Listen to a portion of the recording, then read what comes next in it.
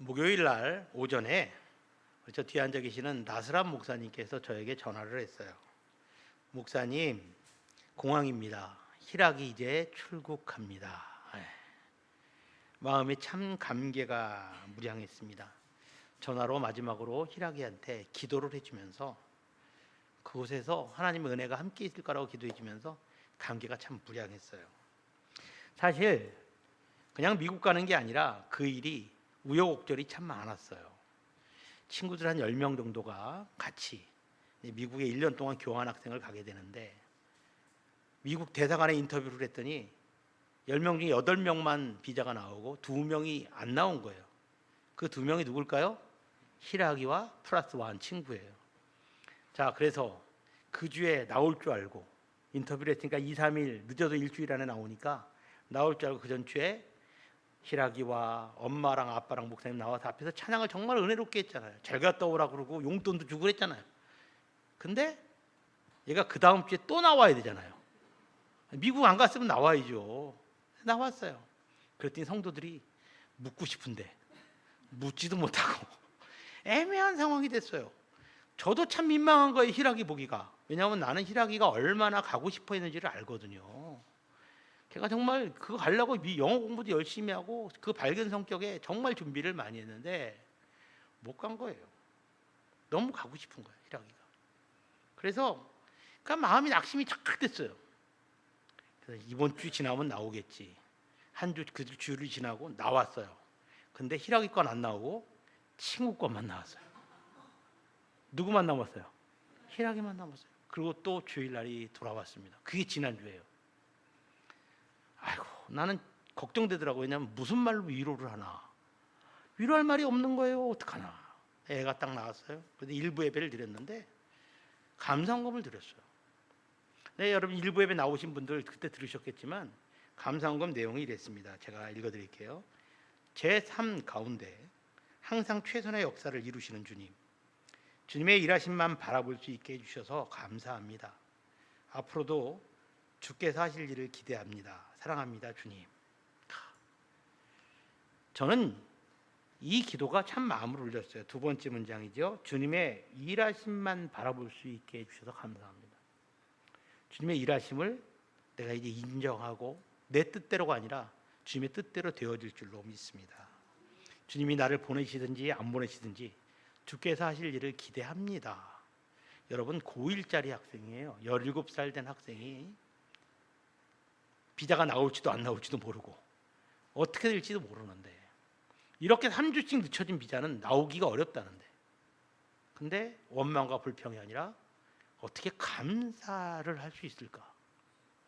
저는 그 기도 제목을 읽으면서 도대체 이 아이의 정체가 무엇인가? 무엇이 아이를 이렇게 만들었나? 잠깐 고민했어요. 그때 내 머릿속에 떠오른 단어는 은혜라는 말이었어요. 은혜. 은혜가 아니면 설명이 안 되는 거예요, 그 상황이. 얼마나 친구들 다 가는데 얼마나 가고 싶겠어요. 거기서 자신을 내려놓을 수 있고 오히려 감사를 표현할 수 있고 참을 수 있는 것은 뭐다? 은혜 외에는 없습니다. 세상은 고난 앞에서 낙심하고 비틀거리지만 하나님의 은혜는 어둠을 뚫고 고난을 뚫고 더 빛이 나는 법입니다. 그리고 그 빛은 우리를 진짜 능력으로 인도하는 줄로 믿습니다. 오늘 설교 제목을 같이 한번 읽어볼까요? 은혜 비가 내릴 때. 이스라엘이 속한 중동 지역은 농사할 때마다 2번의 비가 필수적이라고 해요. 한 번은 돌처럼 딱딱하게 굳어진 그 땅이 부드러워져야 씨를 뿌리기 때문에 씨를 뿌리기 전에 내리는 비입니다. 그건 이른 비라고 그래요. 이른 비가 내려서 돌처럼 굳어진 메마른 땅이 부드러워져야 거기에 씨앗이 뿌려지고 그 씨앗이 뿌리를 내리고 싹을 틀 수 있는 거예요. 이른 비가 반드시 필요하고요. 그리고 마지막으로 수확하기 직전에 마지막 열매를 단단하고 연글게 만드는 마지막 늦은 비가 필수적으로 있어야 됩니다. 이 두 가지 비 중에 하나라도 없으면 그 곡식 농사는 그 해에 망치게 되죠. 그것처럼 우리의 성도의 일생도 똑같습니다. 우리 일생이 육적으로 영적으로 아름다운 열매를 맺어가기 위해서는 필수적인 두 가지 은혜가 우리에게 필요합니다. 오늘 말씀은 그 두 가지 은혜가 어떤 것인지를 우리에게 보여주고 있습니다. 여러분, 이 말씀을 들으시면서 나는 과연 그 두 가지 은혜 중에 어떤 은혜가 충만하고 어떤 은혜가 조금은 부족한지 돌아보시고, 만일 부족한 것이 있다면 하나님 채워 주옵소서. 하나님의 이른 비와 늦은 비를 충만히 받는 자로, 승리하는 자로 살아가게 하옵소서. 이런 기도를 드리시는 저와 여러분이 되시기를 주의 이름으로 부탁합니다. 먼저 첫 번째 이른 비는 나의 심령에 내리는 두려움을 이기는 이른 비의 은혜입니다. 나에게 이른 비로 나온 것은 먼저 내 마음을 만져주시는 은혜예요. 요엘서 2장 21절로 23절 말씀, 저와 여러분이 한 절씩 교독합니다. 땅이여 두려워하지 말고 기뻐하며 즐거워할지어다. 여호와께서 큰 일을 행하셨음이로다. 들짐승들아 두려워하지 말지어다. 들의 풀이 싹이 나며 나무가 열매를 맺으며 무화과 나무와 포도나무가 다 힘을 내는도다. 한음성으로 읽겠습니다. 시온의 자녀들아 너희는 너희 하나님 여호와로 말미암아 기뻐하며 즐거워할지어다. 그가 너희를 위하여 비를 내리시되 이른 비를 너희에게 적당하게 주시리니 이른 비와 늦은 비가 예전과 같을 것이라. 아멘. 말씀이 참 은혜롭지만 이 말씀이 조금 이해가 안 가는 부분이 있습니다. 사람이 두려움을 갖는 것은 당연하지만 땅이 두려움을 갖고 짐승이 두려움을 갖는다는 말은 조금 잘 이해가 되지 않습니다. 이 말씀은요, 여기서 나오는 땅과 짐승은 시온의 자녀들이, 사람들이 먹거리로 삼고 있는 삶의 기반을 상징합니다. 옛날에는 땅에 농사를 짓고 짐승을 잡아서 먹었잖아요. 우리가 먹고 사는 문제, 경제적인 모든 상황을 말하는 것입니다. 시온의 자녀들이 경제적으로 어려운 시대를 살아가면 두려움과 걱정 가운데 있게 된다는 말씀이에요.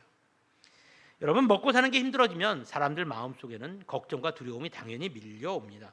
통장에 얼마가 남았느냐에 따라서 표정이 굳어지고, 건강검진 결과에 따라서 마음이 불안해지고, 자녀들의 형편에 따라서 밤잠을 설치는 것이 인간입니다.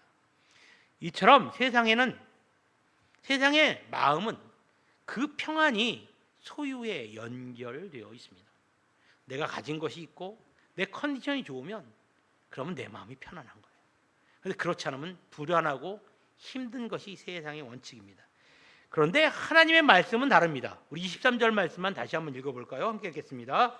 시온의 자녀들아 너희는 너희 하나님 여호와로 말미암아 기뻐하며 즐거워할지어다. 그가 너희를 위하여 비를 내리시되 이른 비를 너희에게 적당하게 주시리니 이른 비와 늦은 비가 예전과 같을 것이라. 아멘. 이 말씀에서 가장 중요한 포인트는 주시리니라는 말씀이에요. 아직 안 주신 겁니다. 약속이고 미래형이에요. 아무것도 회복되지 않아서 지금 내 상황이 비록 힘들고 어렵지만 하나님의 말씀을 믿고 내 두려움을 내려놓고 그 말씀대로 순종하겠습니다 라는 믿음의 표현입니다. 채워졌기 때문에 두려워하지 않는 것이 아니라 채워주실 것을 믿기 때문에 두려워하지 않는 거예요. 응답받았기 때문에 감사하는 것이 아니라 응답해 주실 것을 믿기 때문에 미리 감사할 수 있는 것입니다. 에스겔 36장 26절 말씀 볼까요? 함께 읽겠습니다. 또 새 영을 너희 속에 두고 새 마음을 너희에게 주되 너희 육신에서 굳은 마음을 제거하고 부드러운 마음을 줄 것이며. 아멘. 하나님의 은혜가 우리 삶 속에 능력으로 다가오기 위해서 먼저 우리 마음이 하나님의 말씀에 대해서 부드러워져야 됩니다. 이건 하나님이 우리에게 주시는 순서예요. 메커니즘이고 시스템입니다. 하나님은 절대 먼저 나의 삶 속에 역사하지 않아요. 내 마음을 변화시켜 주시고 내 마음이 부드러운 마음이 되어서 잘 갈려진 가시덤불과 돌짝밭을 걷어내고 길가와 같이 단단함을 걷어내고 난 이후에 옥토같이 기형되고 난 이후에 말씀이 뿌려져서 그 말씀이 30배, 60배, 100배, 1000배, 만배의 놀라운 결실을 맺어가는 것처럼 그 심령이 우리 마음에 말씀이 떨어져서 열매 맺기 위해서는 먼저 내 마음이 부드러워져야 되고 하나님 말씀을 즐거워할 수 있는 조건이 돼야 돼요. 그래서 하나님께서는 새 영을 우리 마음에 주시고 그래서 굳은 마음을 제거하신다고 분명히 말씀하고 있습니다. 사랑하는 새로운교회 성도 여러분, 아직 해결되지 않은 문제 때문에 두려우십니까? 필요한 것이 채워지지 않아서 불안하십니까? 오래 기도했는데 응답이 없어서 지치셨습니까?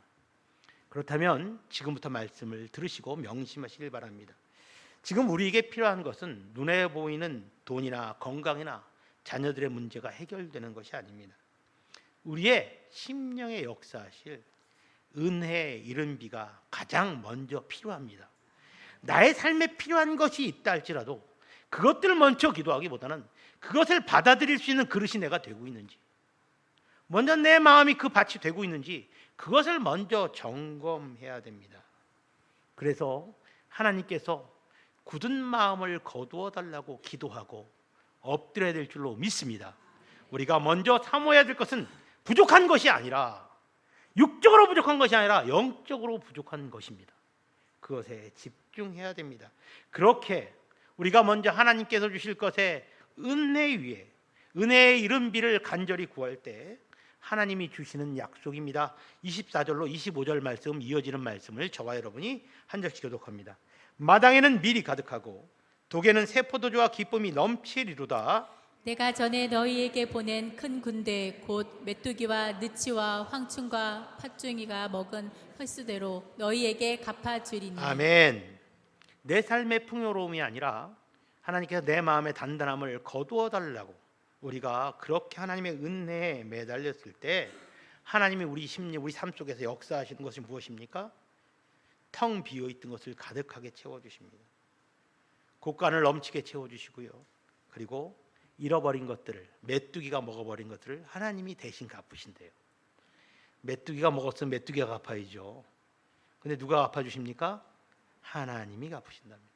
하나님이 다 보고 계신다는 거예요. 사랑하는 새롬교회 성도 여러분, 오늘 이 시간 우리가 먼저 우리 심령의 갈급함을 채워달라고 기도합시다.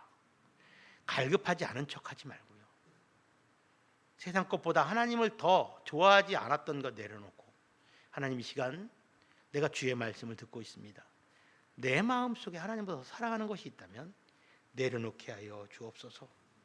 먼저 은혜를 달라고 기도합시다. 그리고 두려워하지 않고 끝까지 말씀을 붙들고 살아갈 수 있도록 하나님 나에게 영적인 은혜를 주옵소서. 그렇게 간절히 구하시는, 그래서 그 믿음의 자리에서 하나님의 놀라운 은혜의 현실, 은혜가 능력으로 현실로 나타나는 역사가 있기를 주의 이름으로 축원합니다. 자, 먼저 우리는 이른 비의 은혜를 구했습니다. 내 심령에 임하는 이른 비의 은혜죠. 그런 사람에게 두 번째 임하는 늦은 비의 은혜는 깨닫게 하시는 은혜예요. 나를 풍성히 채우시고 그 풍성함으로 인해서 내가 기뻐하고 세상으로 나가는 것이 아니라 더 하나님께 깊이 들어가는 은혜를 말씀하고 있습니다. 요엘서 2장 26절로 27절 말씀을 저와 여러분이 한 절씩 읽습니다. 너희는 먹되 풍족히 먹고 너희에게 놀라운 일을 행하신 너희 하나님 여호와의 이름을 찬송할 것이라. 내 백성이 영원히 수치를 당하지 아니하리로다. 그런즉 내가 이스라엘 가운데에 있어 너희 하나님 여호와가 되고 다른 이가 없는 줄을 너희가 알 것이라. 내 백성이 영원히 수치를 당하지 아니하리로다. 아멘. 우리는 기도할 때 현실적인 문제가 급하지 않으면 기도 안 해요. 영적인 문제가 급하면 절대 기도 안 합니다. 이상해요. 내 마음에 자꾸 말씀을 들을 때 의심이 생기거나 딴 생각이 나거나 예배 빠지고 싶으면 그거 갖고 기도 안 합니다. 돈 떨어지면 기도하고요. 몸 아프면 기도하고요. 자식이 속색이면 기도해요. 근데 그게 누구나 다 그래요. 여러분 앞에서 잘났다고 설교하는 저도 똑같습니다. 뭐가 급해져야 하나님 더 간절히 찾아요. 근데요, 그게 우리 모습이고 하나님은 그런 기도도 응답해 주십니다. 삶이 피곤한데 기도도 안 하는 사람이 있다면 그냥 그렇게 살아야 돼요. 피곤하면 하나님께 나오는 것도 은혜고, 하나님은 수고하고 무거운 자들의 모든 짐을 다 들어주시는 분이기 때문에 그런 치사한 기도에도 응답해 주시는 분입니다. 예, 맞아요. 예, 여러분 조심스럽게 아멘 하시는데 격하게 공감하셔도 됩니다. 하나님은 그런 분이에요. 그런데 여러분 보세요. 내 삶에 돈이 좀 필요해서 돈 좀 달라고 기도했어요. 허리가 아파서 허리 좀 낫겠다고 해달라고 기도했어요. 그래서 그게 낫고 돈이 채워지면 그럼 은혜가 끝이 난 걸까요? 하나님의 능력이 겨우 거기까지인가요? 예수님께서 물고기 2마리와 보리떡 5개로 15,000명이 넘는 사람을 먹이셨어요. 많은 사람들이 또 그 다음 끼니도 먹으려고 주님 앞에 매달렸어요. 근데 주님이 뭐라고 선언하십니까? 내가 너에게 준 것은 이것이 아니다. 나를 주었다. 내가 생명의 떡이다. 그러니까 지금부터 너희는 나의 말을 듣고 그 말대로 살아라. 많은 사람들이요 주님을 미워하게 됐어요. 근데 그 생명의 떡이라는 사실을 믿고 그 주님 앞에 나와서 그의 삶을 따르는 사람들은 제자의 삶을 살 수 있었어요.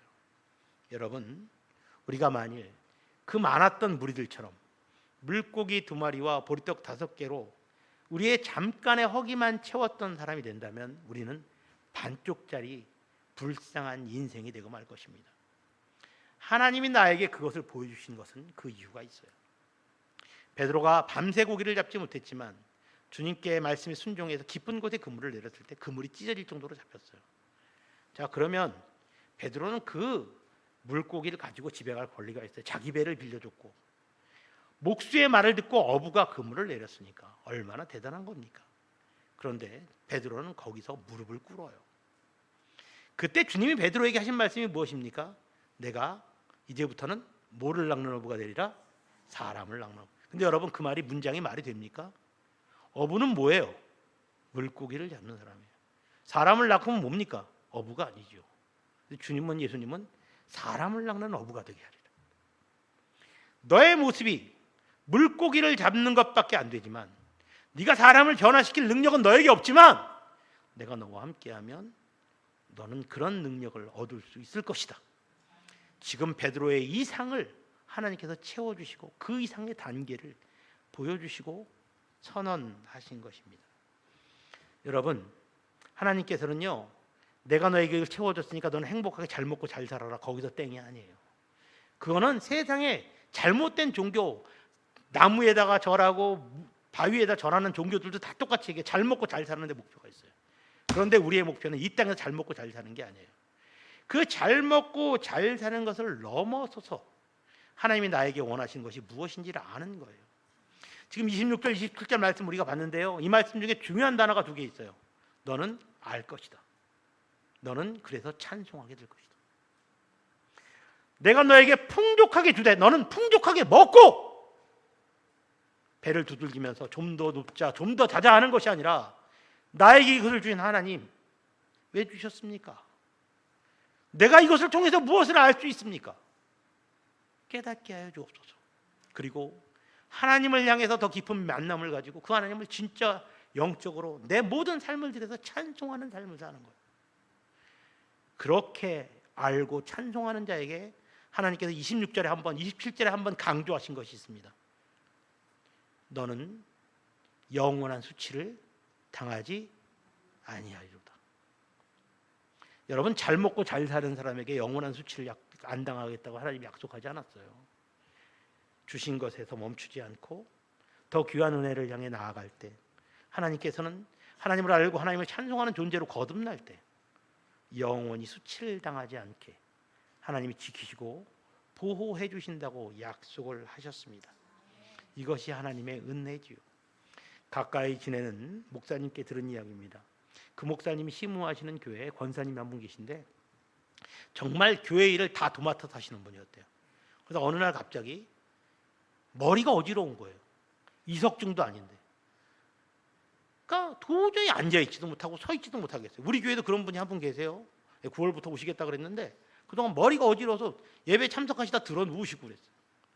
근데 병원을 여러 군데 가도 원인이 안 나오는 거예요. 왜 그런지를 도통 모르는 거예요. 검사만 수십 가지를 했어요. 돈은 돈대로 깨지고요, 마음과 몸이 다 지칠 대로 지쳤어요. 나중에는 기도도 못 하겠더래요. 그런데 어떤 집사님 찾아와서, 권사님, 우리 보고 기도하라고 하셨잖아요. 근데 권사님이 기도를 안 하시나요? 그 말을 듣고 내가 정신 차려야겠다고 기도를 시작했어요. 하나님 죄송합니다, 내가 똑바로 기도하겠습니다라고 고백하는 순간에 하나님께서 그 기도를 바꿔주셨어요. 그전에는 하나님 낫게 해주세요, 아파 죽겠어요가 기도했는데 하나님, 내가 이번 일로 하나님을 보게 하시고 하나님을 느끼게 해주세요. 기도 제목이 바뀐 거예요. 자기도 모르게 내 입술에 기도해서. 그 기도를 하자마자 나았던 게 아니에요. 그 이후에 그 기도를 계속하면서 몇 년을 다 아팠대요. 그래서 교회에서는 아예 그 권사님을 아픈 사람으로 인정했어요. 그런데 몇 년 후에 왜 나았는지, 어떻게 나았는지 이유를 모르고 병이 씻은 듯이 없어져 버렸어요. 그러니까 어떻게 나았냐고 하면 나도 몰라요. 왜 아팠냐고 하면 나도 몰라요. 그냥 몇 년 동안 고생만 하다 나은 거예요. 근데 그분이 간증을 하면서 그렇게 간증을 하더랍니다. 내 병을 고쳐주신 것보다 더 감사한 것은 임마누엘 하나님을 알게 해주신 것입니다. 여러분, 임마누엘이 무슨 뜻입니까? 하나님이 나와 함께 하신다는 뜻이에요. 내가 내 병을 고쳐주세요 할 때는 하나님이 잘 안 보였대요. 근데 하나님을 알게 해주시고 느끼게 해달라고 기도했더니 하나님이 옆에 계신 것이 보이시더래요. 하나님은 내가 아플 때도 내가 건강할 때도 항상 내 옆에 계셨습니다. 여러분, 이것이 우리가 늦은 비 하나님께서 고쳐주시고 난 다음에 우리가 깨달아 알게 되는 은혜입니다.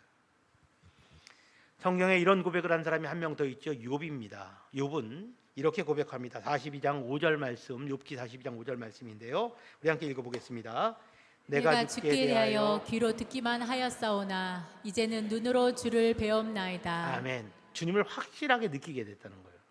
근데 그저 이 고백을 할 때가요, 욥이 모든 것이 해결돼서가 아니에요. 가장 고난의 정점에 있을 때, 가장 어두운 밤중에 그가 하나님을 보았어요. 그래서 그는 깊은 어둠 속에서 하나님을 더 잘 보았던 겁니다. 그렇게 고백했어요. 주님을 눈으로 보는 것처럼 느꼈던 것이지요.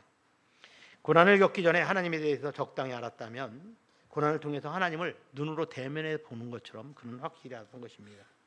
여러분, 우리는 고난이 오면 내가 지금 무엇을 잃어버렸는가를 습관적으로 계산해요. 돈이 얼마나 부족해졌나? 건강이 얼마나 부족해졌나? 기회와 시간이 얼마나 부족해졌나를 따져요. 그리고 그것을 채우기 위해서 열심히 노력하고 기도합니다. 그런데 하나님은 부족함을 채우시면서 그 부족함 넘어서 더 놀라운 것도 채워주십니다. 전에는 몰랐던 하나님을 알게 하시고, 전에는 하지 않았던 기도를 더 열심히 하게 하시고, 전에는 쉽게 생각했고 대수롭지 않게 생각했던 말씀을 더 붙들게 하십니다. 로마서 5장 3절에서 4절 말씀 볼까요? 우리 한 절씩 읽어보겠습니다. 다만 이뿐 아니라 우리가 환난 중에도 즐거워하나니 이는 환난은 인내를, 인내는 연단은 소망을 이루는 줄 알미로다. 여러분, 이 말씀이 얼마나 놀라운 말씀인지 아십니까? 자, 환난으로 시작했어요. 부정적으로 출발한 거예요. 그러면 어떻게 될까요? 마음이 하나가 돼서 다 해도 갈까 말까인데 부정한 마음으로, 안 되는 마음으로 출발했으면 멸망으로 끝나야 돼요. 환난 중에서 시작한 것이 어떻게 멸망으로 가지, 어떻게 성공으로 갈 수 있겠어요? 그런데 그때 소망으로 끝나요. 환난으로 시작했는데 소망으로 마무리하는 것입니다. 그 사이에는 하나님의 이른 비와 늦은 비의 역사가 개입하셨던 거예요. 그래서 환난이 인내로 변하고 인내가 연단으로 변하고 연단이 마침내 소망으로 탈바꿈하게 되는 것입니다. 오늘 설교 제목을 같이 한번 읽어볼까요? 함께 읽겠습니다. 은혜의 비가 내릴 때. 하나님은 은혜의 비가 필요한 우리 심령에 우리에게 먼저 이른 비의 은혜를 주시지요. 내 마음의 두려움을 채워주시는, 심령에 주시는 은혜예요. 하나님 말씀이 내 안에 들어올 때 그 말씀이 깊게 뿌리내려서 내 마음이 뒤집어지는 거죠. 말씀이 말씀될 수 있도록 성령님께서 내 심령 가운데 역사하시는 거예요. 그래서 여러분, 우리가 힘들고 어려울 때마다 먼저 체크해야 될 것은 무엇입니까? 하나님, 내게 이른 비의 은혜를 허락하여 주옵소서. 그 은혜를 놓치고 우리가 그 다음 은혜로 나아갈 수 없어요. 이른 비의 은혜가 내 마음속에 충만하다면 그 다음에 하나님께서 주시는 늦은 비의 은혜를 기다리시기 바랍니다. 너희는 풍족히 먹되 그 먹은 것을 가지고 내 존재를 기억하고 네 마음속에 새기라. 이것이 하나님의 은혜의 말씀입니다. 하나님은 그 놀라운 과정들을 통해서, 우리가 고난 속에서 회복하는 모든 과정을 통해서 하나님의 존재를 나타내시고 보여주시고 증거하시는 분인 줄로 믿습니다. 사랑하는 새롭게 성도 여러분, 지금 여러분의 심령에 은혜의 이른 비가 내리고 있습니까? 여러분, 은혜의 이른 비를 사모하는 심령으로 지금 마음이 바뀌셨습니까? 그렇다면 안심하시기 바랍니다. 우리 삶을 채워주시는 늦은 비도 반드시 임할 줄로 믿습니다.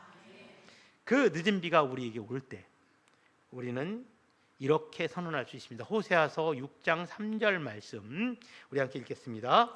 그러므로 우리가 여호와를 알자, 힘써 여호와를 알자. 그의 나타나심은 새벽빛같이 어김없나니 비와 같이 땅을 적시는 늦은 비와 같이 우리에게 임하시리라. 아멘. 어두움 후에 반드시 새벽이 찾아오는 것처럼 주님께서 우리들의 메마른 심령 위에 이른 비와 늦은 비로 반드시 축복해 주실 줄로 믿습니다. 그 은혜와 은혜의 풍성함 속에서 이어지는 여러분의 물질적인 축복과 육적인 축복 속에서 온전하신 하나님을 향해서 더 깊은 교제로 나아가시는 저와 여러분이 되시기를 주의 이름으로 축원합니다.